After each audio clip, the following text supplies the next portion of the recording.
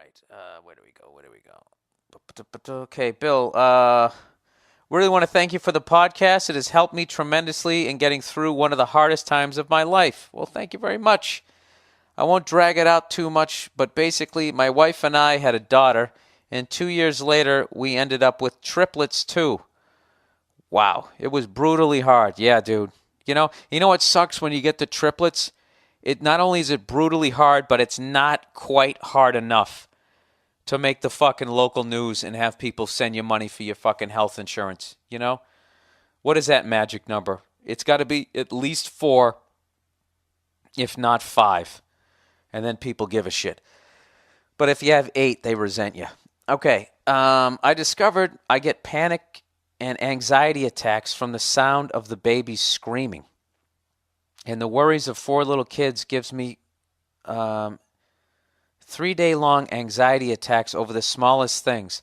I slipped into a serious depression for about a year.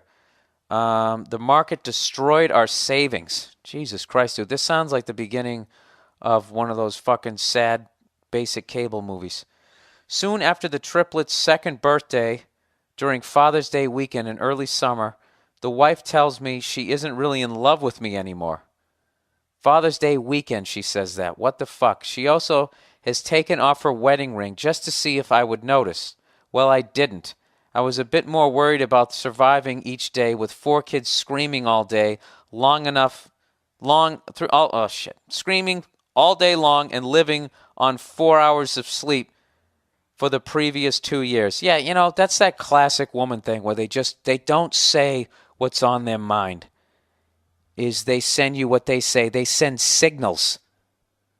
And all these fucking dumb cunts who host these shows on TV, what do they say? Yeah, women send signals all the time and guys don't see them. Why are you sending signals? Are you fucking mute? Say what the problem is. Stop sitting over in the corner of the living room fucking flashing a flashlight at me. Like I know Morse code or whatever the fuck that is. What is that called when the Navy ships would do the light thing? Is that Morse code with the light? I don't know what the fuck it is. I'm not happy in my marriage, so you fucking slide your ring off. You know what I mean? I barely notice when you get a fucking haircut. I got 4 fucking babies over here. You fucking... Ugh. Thank God I'm not married. Thank God. Thank God. Okay, let's plow ahead here. All right. So I take the warning seriously, and I get my ass in gear. Okay, now in defense of her, if you were like really, going through a depression and shutting down, I don't know if you weren't helping with the kids, that would also put some tension on it. See, look at me, trying to be a little fair and balanced, just like Fox News. So I take the warning seriously, and I get my ass in gear. I needed that shake-up since wallowing in depression is easy, but getting out of it is very tough. Taking on depression and anxiety to save my marriage of 10 years and keep my family together was what made me take it seriously and succeeded. I worked hard all summer to get my life back in order. I was doing much better. On September 11th, great day, I know, she tells me she went on a date. She had serious feelings for the guy. She had been seeing him for a while. They worked together at school. Rather than get mad or freak out, my first words were, I forgive you, since all I wanted was to save my kids from divorced parents. The first 2 years with the triplets were rough on her too, so I tried to be understanding. All right, so you're being a good guy here. All right, I wanted to live with my kids more than anything, even if it was killing me because of the stress. She agreed to go to counseling and try to fix things. All right, so they go to a marriage counselor. But he says, all for naught. She never wanted to fix things. She was still seeing the guy the whole time we were fixing things, in air quotes. And she just wanted to be able to say she did what she could before divorcing me. It was all just to ease her conscience 2 weeks after our 11th anniversary in February. I get it. It's over. Since she's never coming back to me, we talked about it. And she admitted she was going to request a trial separation in the spring anyway.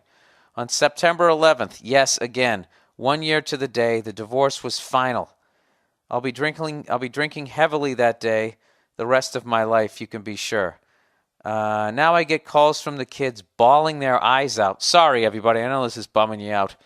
bawling their eyes out because they miss me and want to live with me, and why won't I move back? Jesus Christ, what a phone call.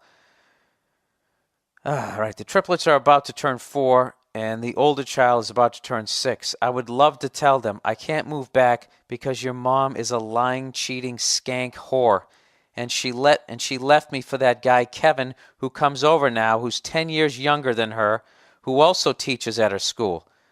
But she is a good mom to them, and I don't want them to hate her mother. I'll do the hating. See, this guy's a good guy, and I bet a lot of women will listen to this shit. You know, right off the bat, they women stick together. I don't know why they do that. They would, when he called her a lying, cheating skank whore, I bet a good 30% of the women who listened to that were actually like, well, she did. The reason why she did it was because you were in a depression, you were helping the kids. That's why she went out and sucked another cock. Yeah, let that roll around your feminine brain for half a fucking second. You like how I create arguments? For all I know, 100% of women are agreeing with me on this one. Anyways, let's plow ahead here. Now I would like to thank you for all your comedy. I discovered your podcast soon after I moved out, and every one of them has made my computer work better.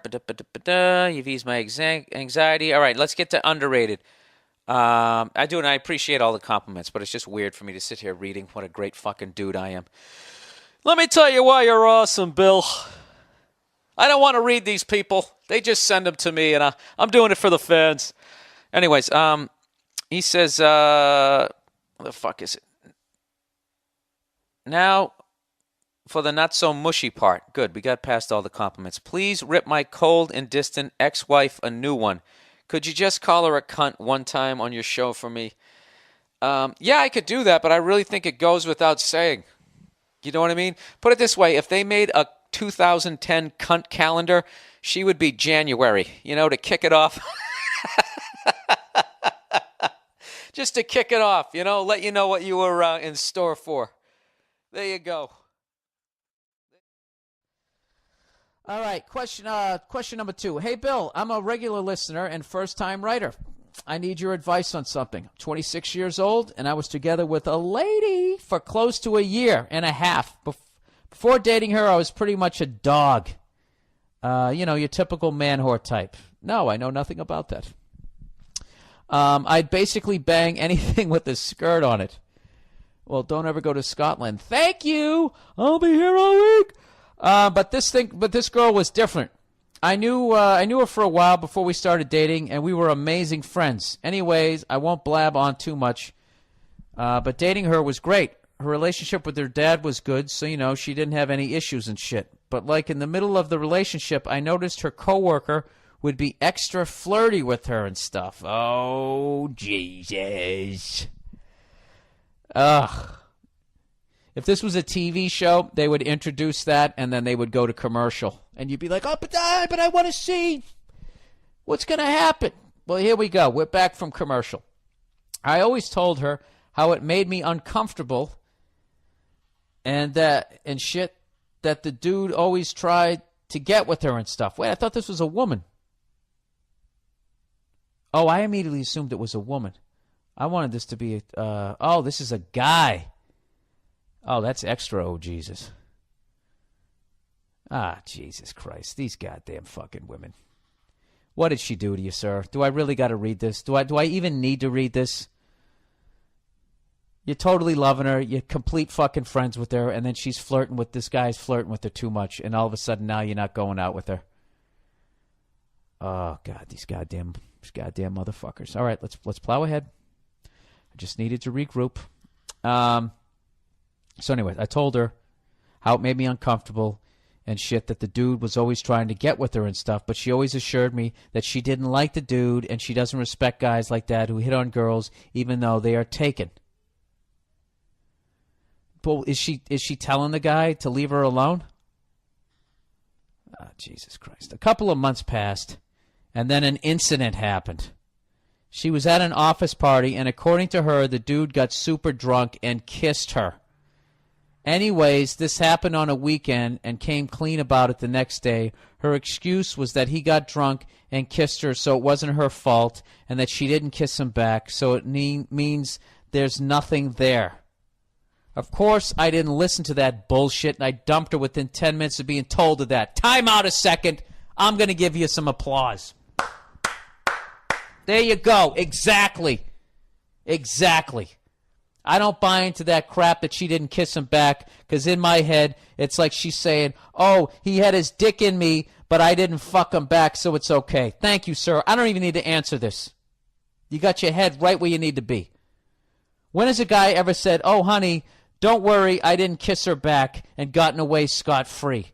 If a guy said that, he would have had the shit kicked out of him by his girl. I remember the old Uninformed episode where you and Joe were talking about Michael Richard to some PR guy, and Joe said the problem with the whole situation is that Michael Richard squirmed when he was apologizing and didn't just own up to his fault. That's why he wasn't forgiven. And that's the logic I use here. That if she just owned up to it, that the dude kissed her, I could deal with it better than her saying she didn't kiss him back, so I should be okay with it. Okay, and he goes, oh my God, I'm basing my relationship decision on what Joe DeRosa says. I think I've hit a new low. Anyway, not to make this email too long, but 3 months since we broke up, and I'm not really sure if it was the right decision. My gut said I did the right thing, but I'm questioning it. Dude, you're questioning it because you love this girl on some level, and because you're lonely and you're going through this shit. But, dude, fuck that. All right? No offense, but that bitch was disrespecting you from day one when that bullshit was happening. This guy's drunk. How did your lips do it? What, did he fucking run across the room like a Superman punch but with his lips sticking out? And she was talking to somebody else and came over and kissed. He was drunk. What led up to the kiss? What the fuck were they talking about? They were talking about shit that leads up to a kiss. And your fucking goddamn whore of an ex-girlfriend sat there in that fucking moment, letting her pussy get a little bit wet, but not really fucking doing it. Fuck her, dude. I'm telling you right now, that was the tip of the goddamn iceberg. That's the lock the door test to the 10th fucking power if you ever saw a Bronx Tale. That's it right there. You 100% made the right fucking decision. You're still a young guy. There's a better one coming your way who won't be fucking flirting with some dick at work and accidentally getting kissed. And you think that that's the only thing that happened? That he accidentally just kissed her and that's where the fuck it stopped? He didn't accidentally brush against one of her titties? Fuck that, dude. You did the right thing. Football season's coming. All that money you would have spent on her, go get yourself a dish and get the fucking NFL package. You deserve it. All right? Go on YouTube, learn how to cook a perfect steak on a hibachi, and enjoy your fucking team for 16 games. I'm telling you, let her fade the fuck away and get yourself a decent woman. Good for you, sir. I applaud you. I applaud you for the fucking decision you just made there. That was like, it was like in gymnastics when you just stick the fucking landing, 10.0, it's over, give him the gold medal. You did the right thing. Fuck her. All right? That's just the loneliness. You'll find another good one. Good ones are hard to find, so it's going to take longer than 3 months. Okay? But the last thing you want to do, it's over. The trust is gone. It's fucking over. All right? If you ever think of going back to or re-listen to this part of the fucking podcast, it ends at 49 minutes, 53 seconds. So fast forward to that and rewind to whatever, fucking 2 minutes. Ah, Jesus Christ. You didn't kiss him back. Yeah, you didn't kick him in the balls either or yell rape. How the fuck did he kiss you? Oh, that's fucking great. You dumped her. Good. I hope she learns a lesson. She probably won't.